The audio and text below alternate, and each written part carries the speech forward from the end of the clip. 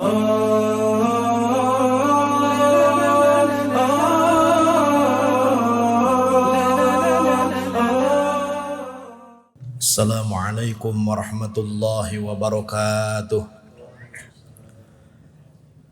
Bismillah, alhamdulillah, wassalatu wassalamu ala rasulillah Sayyidina Muhammad ibn Abdillah wa ala alihi wa sahbihi wa mawalah, amma ba'du. Bapak Ibu sekalian, jamaah Masjid Al-Jabar yang dirahmati Allah subhanahu wa ta'ala, kita semua tahu di antara fungsi saum adalah menciptakan kesehatan. Sumu tasihu, kata Nabi. Saumlah kalian dan kalian akan sehat. Ternyata kesehatan yang dimaksud dengan saum ini bukan hanya sehat secara fisik, tetapi ada 4 sehat yang dibentuk dengan ibadah saum, yaitu bio, psiko, sosio, spiritual. Kesehatan yang pertama, kesehatan dari sisi biologis. Hampir semua penyakit, kalau tidak bermula dari pikiran, bermula dari makanan yang kita konsumsi dan kemudian bersemayam di dalam tubuh kita, khususnya perut. Makan baik akan menghasilkan kesehatan yang baik. Tetapi makan yang salah tidak sesuai dengan kebutuhan, tidak sesuai dengan kebutuhan tubuh kita masing-masing, maka alamat kita akan sakit. Dengan saum, makanan itulah yang diatur dari mulai jadwal makan, jenis makan, dan volume atau ukuran makanan. Ada saat-saatnya kita makan yang diawali, kata Nabi, disunahkan dengan yang manis-manis dan menyegerakan berbuka puasa. Sehingga kita memulai berbuka puasa dengan mengkonsumsi mungkin sebutir korma, sepotong roti, atau makanan-makanan lain yang diutamakan yang manis-manis tadi. Kemudian dicerna dengan lembut, lalu masuklah ke dalam perut. Kita tidak serakah hanya untuk menghilangkan haus dan menghilangkan rasa lapar. Dan ternyata haus serta lapar itu hilang walaupun hanya dengan seteguk air saja. Masuklah ke dalam perut kita. Nabi mencontohkan sepertiga buat makanan, sepertiga buat minuman, sepertiga buat nafas. Tapi kalau tidak mengikuti gaya Nabi, mungkin sepertiga buat baso, sepertiga buat comro, sepertiga kanggo kejo. Nah, pasti itu ayut aga, beteng burayut tapi eueuh tanaga. Saum mengajarkan kepada kita untuk tidak serakah, makan sesuai dengan kebutuhan tubuh kita. Hanya menghilangkan rasa lapar, tidak harus berlebihan, karena berlebihan merupakan perbuatan setan. Ibu-ibu mungkin merasakan senam dengan berbagai cara untuk melangsingkan tubuh. Tetapi kenapa tidak langsing-langsing tubuh? Mungkin senamnya hanya 1 jam, tapi ngemilna setengah poe. Kesehatan ini penting. Dan kesehatan ini menunjang segala aktivitas kita. Saum hanya untuk orang-orang yang sehat. Dengan saum, kesehatan kita akan semakin terjaga, lebih prima lagi. Yang kedua, selain kesehatan biologis, yang kedua sehat secara psiko, yaitu secara psikologis. Jiwa kita lebih tenang, pikiran kita lebih senang.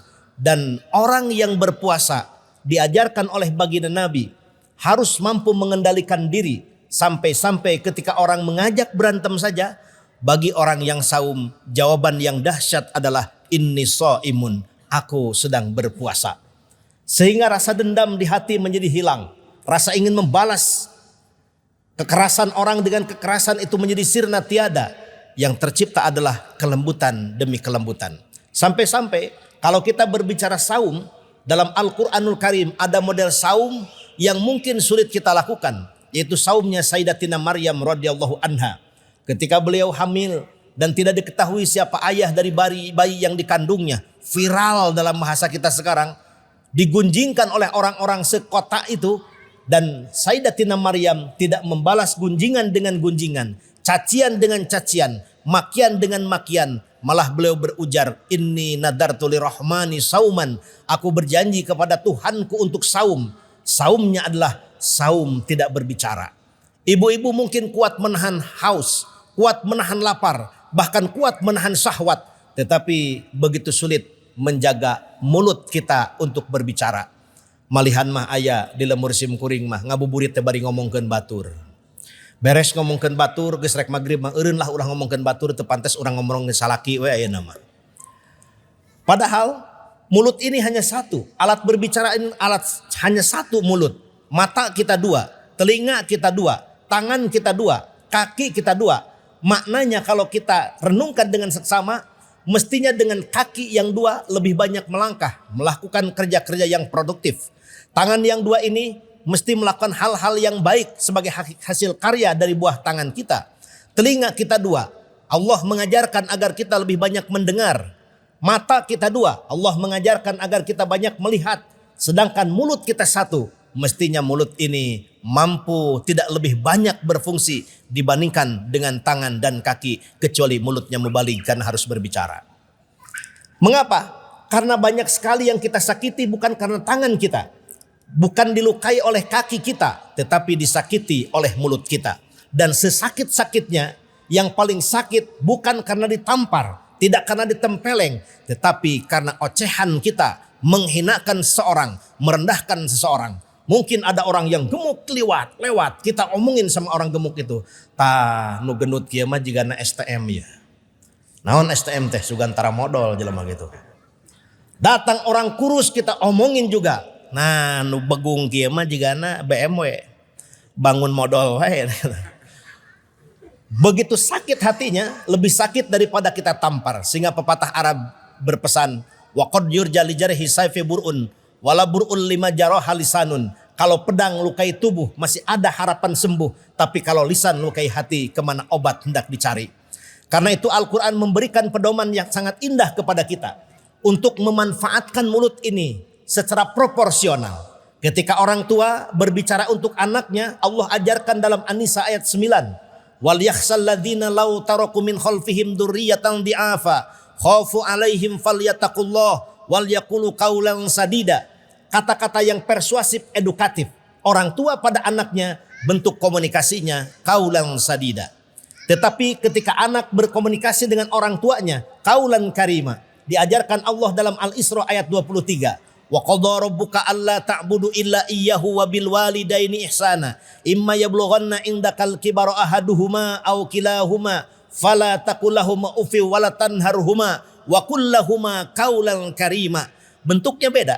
Orang tua pada anak qaulan sadidan, persuasif edukatif. Ketika orang tua pada anaknya qaulan sadidan, anak pada orang tuanya qaulan kariman, kata-kata yang mulia.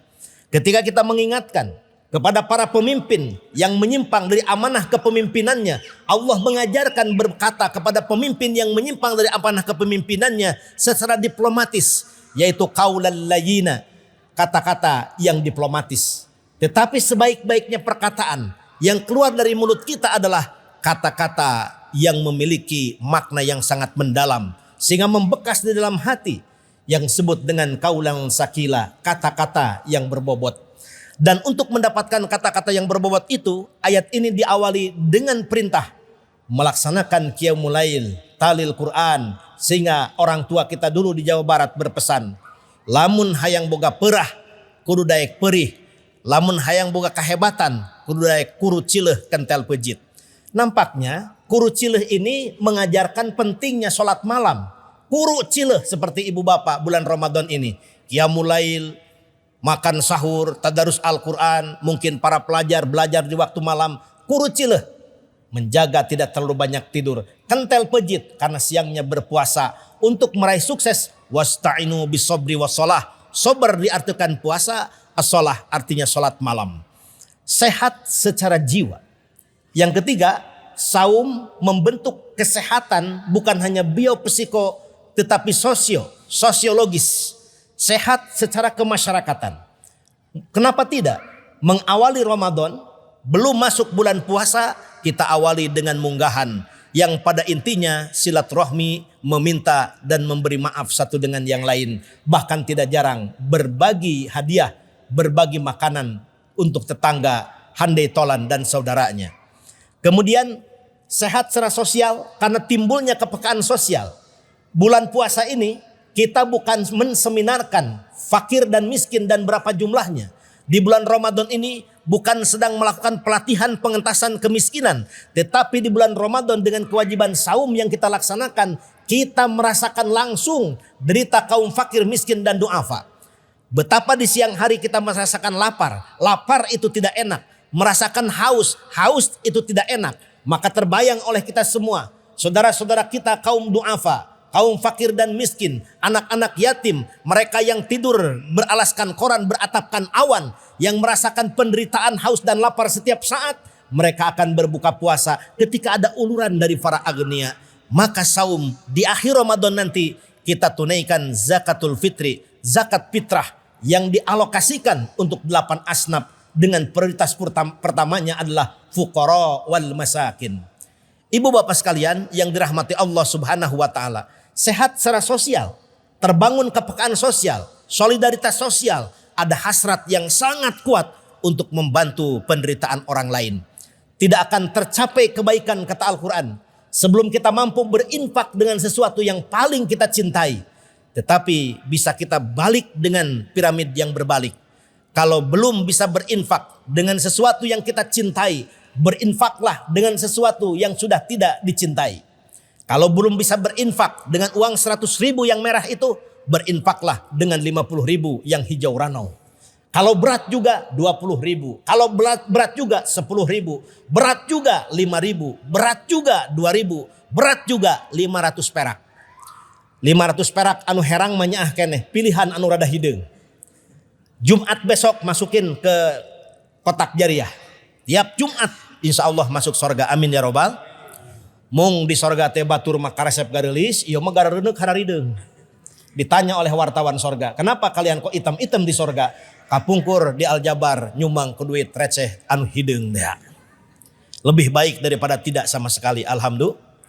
Kemudian yang keempat, sehat secara spiritual. Karena satu-satunya ibadah yang terjaga kerahasiaannya adalah ibadah saum. Itu mah batuk bukan ibadah. Bapak Ibu sekalian, kalau sholat saja Pak, kita bisa melihat satu sama lain. Mungkin godaan riaknya sangat tinggi. Haji kita adakan syukuran akan berangkat haji atau umroh. Satu kampung tahu. Zakat, infak dan sodakoh kadang-kadang diumumkan. Kadang-kadang diberitakan dan diceritakan. Tetapi saum yang kita laksanakan tidak ada yang tahu kecuali diri kita dan Allah semata.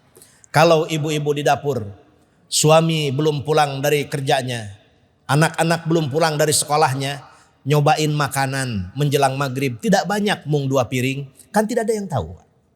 Atau bapak pulang kantor sebelum ke rumah, mampir dulu di rumah makan sepotong kaki.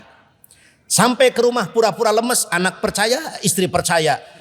Tetapi kenapa 1 menit lagi belum berkumandang azan, makanan punya kita, minuman punya kita, perut kita sedang lapar, tidak ada orang yang tahu. Begitu sabar kita menanti tibanya azan. Mengapa itu terjadi? Naik dari iman, Islam, ihsan. Kita beribadah kepada Allah seolah-olah kita melihat Allah. Jikapun tidak, kita yakin betul Allah maha melihat kepada kita. Sehingga ibadah saum yang kita laksanakan membangun kesehatan secara spiritual. Mudah-mudahan saum yang kita laksanakan ini adalah saum yang terbaik di antara saum yang pernah kita laksanakan. Jika saum ini saum terakhir dalam hidup kita, kita bermohon kepada Allah saum ini sebagai tiket meraih husnul khatimah. Tetapi kita bermohon kepada Allah, berikan kesempatan kepada kita untuk saum di tahun-tahun berikutnya. Amin ya rabbal alamin. Lain kali, lain ketepian, semoga bertemu kumbang pemadu. Lain kali, lain kesempatan, semoga bertemu dengan akang si manis madu. Wassalamualaikum warahmatullahi wabarakatuh.